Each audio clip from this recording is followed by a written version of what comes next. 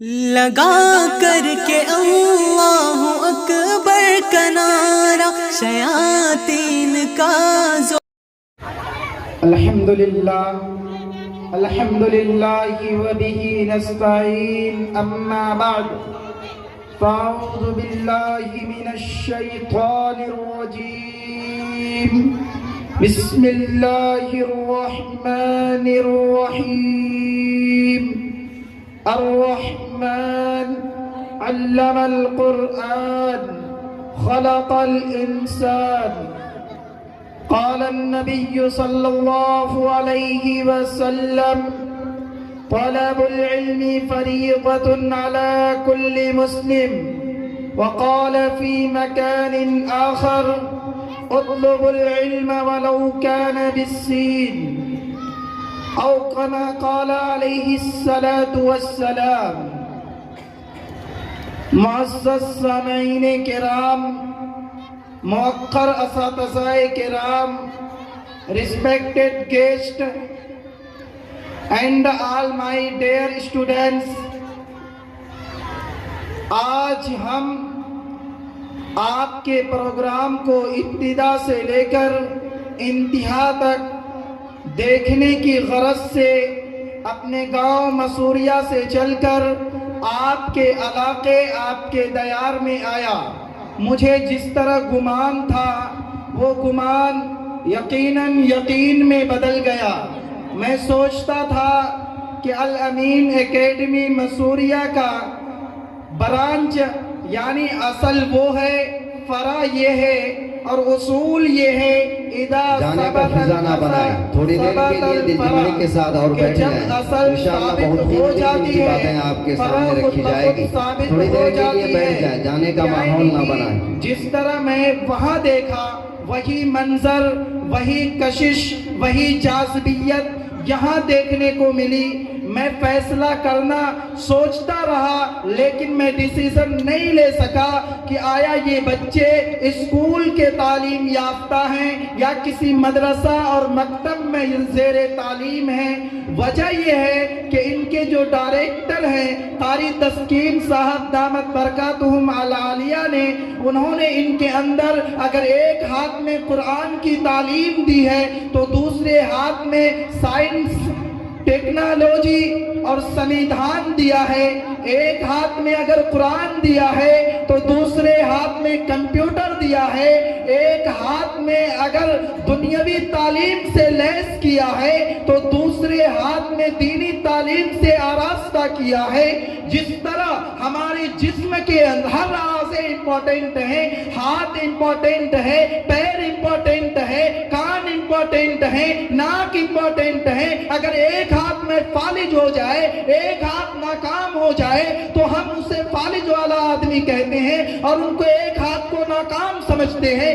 اسی طرح تعلیم آپ کے اندر ہو لیکن ایک قسم کی تعلیم ہو، دنیاوی تعلیم ہو اور دینی تعلیم نہ ہو، آپ دنیا میں تو کامیاب ہو جائیں گے، کامران ہو جائیں گے لیکن آخرت میں ناکام ہو جائیں گے.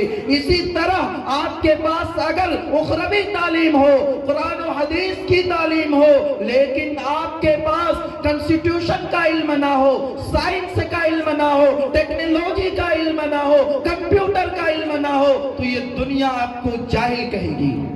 اس لیے میں کہتا ہوں اکبر کی زبان میں کہ تم شوق سے کالج میں پڑھو، تم شوق سے کالج میں پڑھو، جائے سے غباروں میں اڑو اور چرخ پہ جھولو. مگر ایک سخن بندے عاجز کی رہے یاد، اللہ کو اور اپنی حقیقت کو نہ بھولو. علم خواہ دنیاوی ہو یا دینی ہو، دونوں طرح کا علم آپ کو مناقبت میں، درجے میں آگے پہ فائز کرتا ہے. اللہ کے رسول فرماتے ہیں العلم نور، کہ علم ایک نور ہے، والجہل ظلمت، اور اور جہالت طاری کی ہے. یہی وجہ ہے کہ اللہ تبارک و تعالیٰ نے جتنا انبیاء اور رسول کو اس دنیا میں مبعوث فرمایا ہر ایک کو معلم انسانیت بنا کر بھیجا اور ہر ایک کو یہ پیغام دیا. اگر چاہتے تو رسول بھیجے بغیر بھی پیغام دے سکتے تھے, فرشتوں کے واسطے سے دے سکتے تھے, لیکن اللہ تبارک و تعالیٰ نے انسان بنا کر رسولوں کو بھیجا اور معلم انسان بنا کر مبعوث فرمایا. ہر ایک کو یہ پیغام دیا کہ تم جا کر انہیں علم کے دولت سے آراستہ کرو. اس لیے اللہ تبارک و تعالیٰ نے پیدائش کا ذکر بعد میں فرمایا, علم کا ذکر پہلے فرمایا. رحمان خود فرماتے ہیں خلق الانسان, پہلے انسان کو پیدا کیا, علم القرآن, پھر قرآن کی تعلیم دی. دوسری جگہ فرمایا اقرأ باسم ربک الذی خلق, کہ پڑھ اپنے رب کے نام سے. احادیث کے اندر بے شمار علم کے فضائل ہیں. کہیں ملتا ہے اطلب العلم ولو کان بالسین, تو کہیں ملتا ہے طلب العلم فریضۃ علی کل مسلم, تو کہیں ملتا ہے کہ اللہ کے راستے میں نکلنے سے روزانہ 2000 رکعت نہیں بلکہ 70,000 رکعت نفلی نمازیں پڑھنے سے بہتر ہے کہ کسی ایک مسئلہ کو سیکھ لیا جائے. حدیث کے اندر خود آتا ہے فقیہ واحد اشد علیہ من 1000 عابد, کہ علم دین کا ایک مسئلہ کا سیکھ لینا, ایک جملہ کا سیکھ لینا ایسا ہے گویا 1000 عابد کے عبادتوں پر فضیلت حاصل ہے.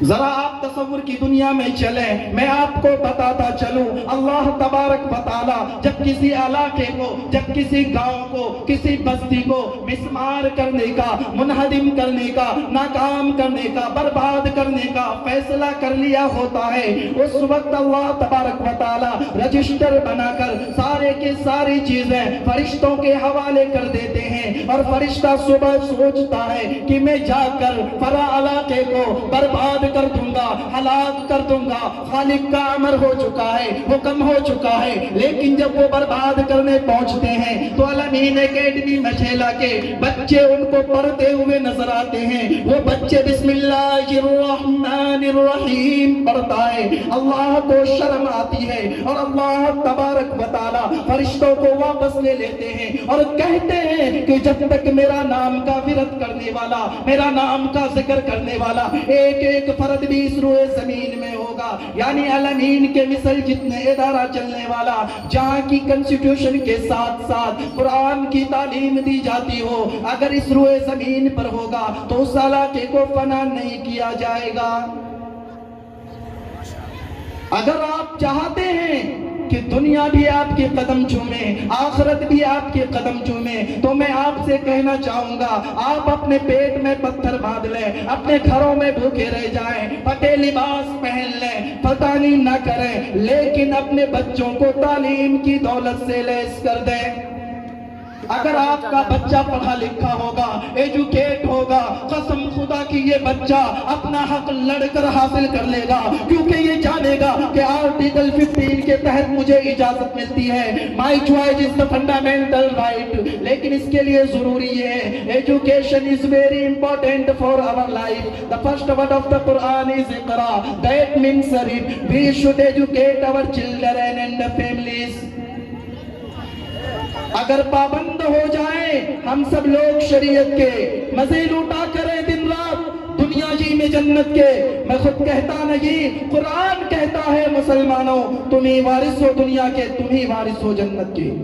یہ دنیا دیکھی ہے, پوری دنیا کی تاریخ گواہ ہے, صرف ہندوستان نہیں. اگر آپ کامل مومن بنے, انما المؤمنون اخوہ کی عملی تفسیر بن جائیں, واعتصموا بحبل اللہ جميعا ولا تفرقوا کو اپنا نصب العین بنا لیں, المسلم اخو المسلم کا مصداق بن جائیں, اور اس کے ساتھ ساتھ یہ اعلان کر دے کہ اٹھ کے ابس میں جہاں کا اور ہی انداز ہے, اٹھ کے ابس میں جہاں کا اور ہی انداز ہے, مشرق و مغرب میں تیرے دور کا آغاز ہے.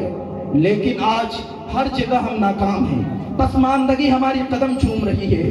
اگر قسم خدا کی الامین کے اکیڈمی کے اسٹوڈنٹ, خصوصاً ان کے گارجن اور ان کے جو اوپر چلانے والے ہیں ان سے میں کہنا چاہوں گا، اگر آپ ترقی چاہتے ہیں تو ایجوکیشن کے ساتھ ساتھ اپنے بچوں کے تربیت پر دھیان دیں، اپنے بچوں کے تعلیم کے ساتھ ساتھ ان کے کلچر پر دھیان دیں، اور انہیں بتائیں کہ صدیق اکبر کا خلوص اپنے اندر لاؤ، فاروق اعظم کا جلال لاؤ، عثمان غنی کا زہد و ایثار لاؤ، علی مرتضیٰ کی جرأت و بصارت لاؤ، اور اس کے ساتھ ساتھ کھل کر اعلان کر دو کہ کی محمد سے وفا تو نے، کہ کی محمد سے وفا تو نے تو ہم تیرے ہیں، یہ جہاں چیز ہے کیا لوح و قلم تیرے ہیں۔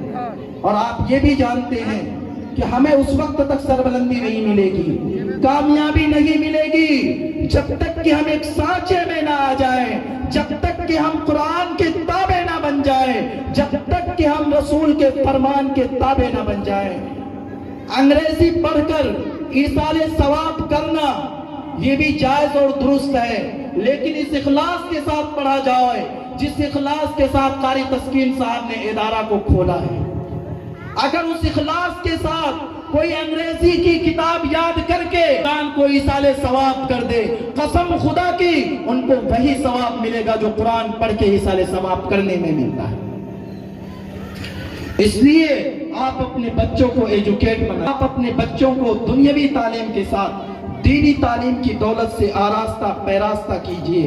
اللہ ہمیں بھی اور آپ کو بھی عمل کی توفیق دے۔ ایک بات بتا کر میں رخصت ہو جاؤں گا، علم ایک ایسی شے ہے، ایک ایسی دولت ہے جسے نہ کوئی چرا سکتا ہے، نہ کوئی کیڑے مکوڑے انہیں کھا سکتے ہیں، نہ دریا انہیں ڈبو سکتا ہے، نہ یہ زمین اسے نگل سکتی ہے، بلکہ علم ہی ایک ایسا خزانہ ہے جن میں کوئی وراثت نہیں ہوتی۔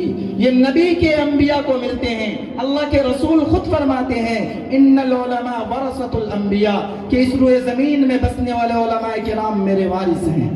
حضرت علی رضی اللہ تعالیٰ عنہ کا فرمان ہے العلم لا یزال باقٍ، کہ علم ایک ایسی شے ہے، علم ایک ایسی چیز ہے جو کبھی اس دنیا سے ختم اور فنا نہیں ہوگی۔